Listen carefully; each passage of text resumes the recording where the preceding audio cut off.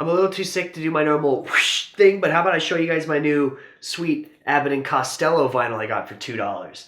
It's got obviously the Who's on First and all the other cool stuff, but I got a giant haul at the record store and I figured this is a lot more of a time waster than the whoosh thing.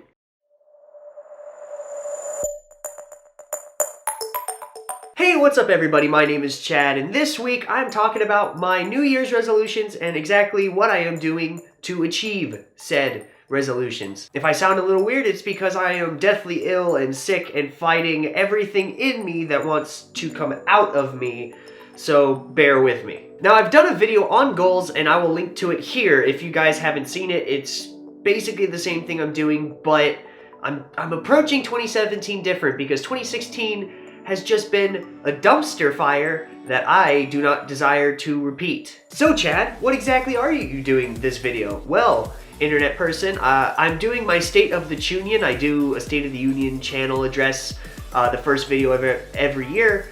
So nothing in here are gonna be my goals or plans or whatever for YouTube per se. If you guys are interested in that, stay tuned for next Wednesday's video. But for this video, we are gonna talk about the Chad that you guys probably aren't seeing too much of on here, the behind the scenes Chad. What are his goals? What are his aspirations in his personal life instead of his professional life? And how is it that he's gonna go about achieving said goals? Thanks to my depression treatments, I'm now out of the house occasionally, and also thanks to a Mr. Chris Hardwick's book, Nerdist, How to Level Up in Real Life, I decided that I don't just want to hate being alive, and I want to try and do stuff that I want to do. And when I thought of stuff that I like to do in my free time and the things that I get excited about, I think of like RPG games. And because I like RPG games so much, I figured why not use Chris Hardwick's method to turn 2017 into a game and turn living life into achievement hunting and into an RPG basically.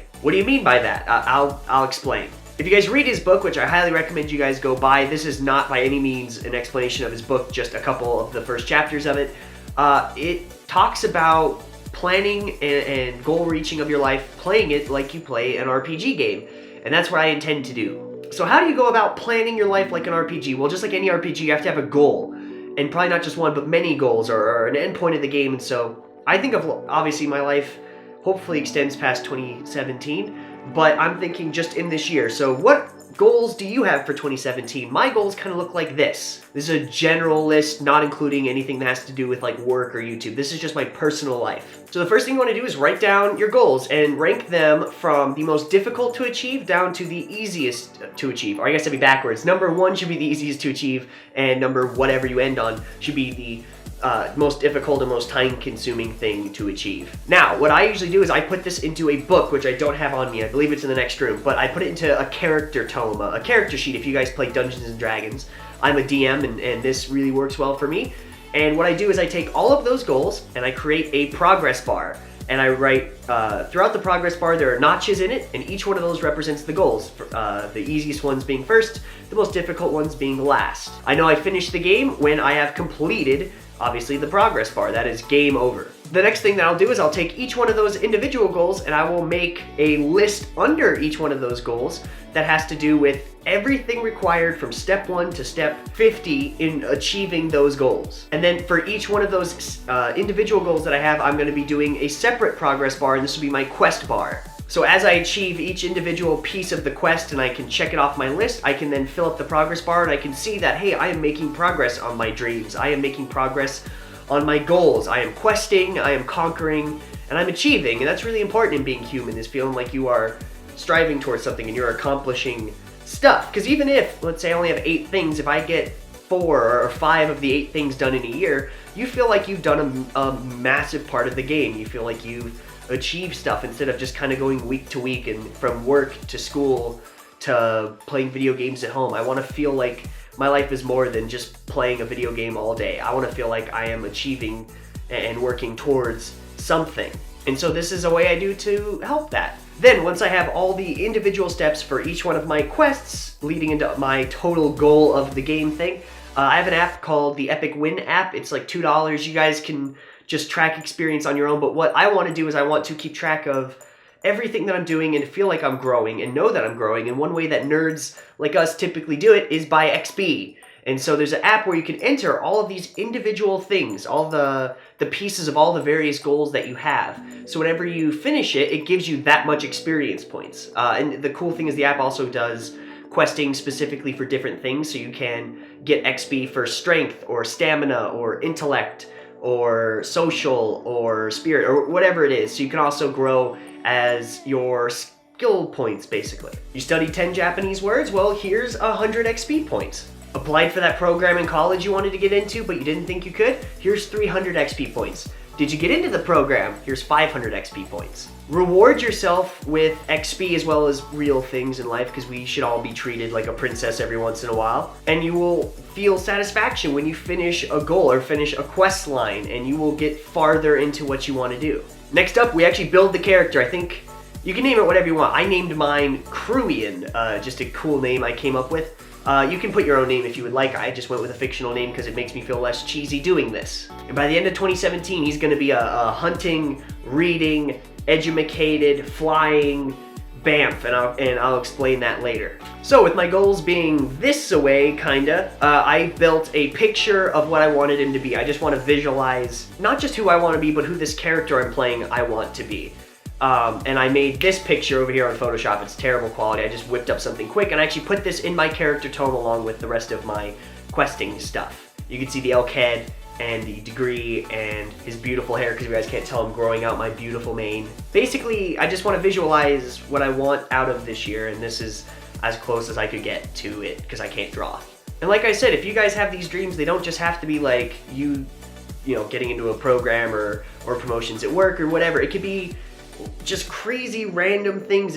Make it like the game you want to play. I'm not a hunter at all, but I put hunting on the list because I want to do something that makes me feel alive and that's so out of my comfort zone and is primal and makes me feel like I'm a hunter in a D&D match. And I put learn to fly a glider because I want to be like my wizards who can ride and fly with spells. And you know, I put all this stuff on there because I want to create literally like my life as a game. Like I'm living my life like I play my games instead of playing my games like I want to live my life. I don't just want to live to retire at 65 and then just wait to die in my sleep, you know?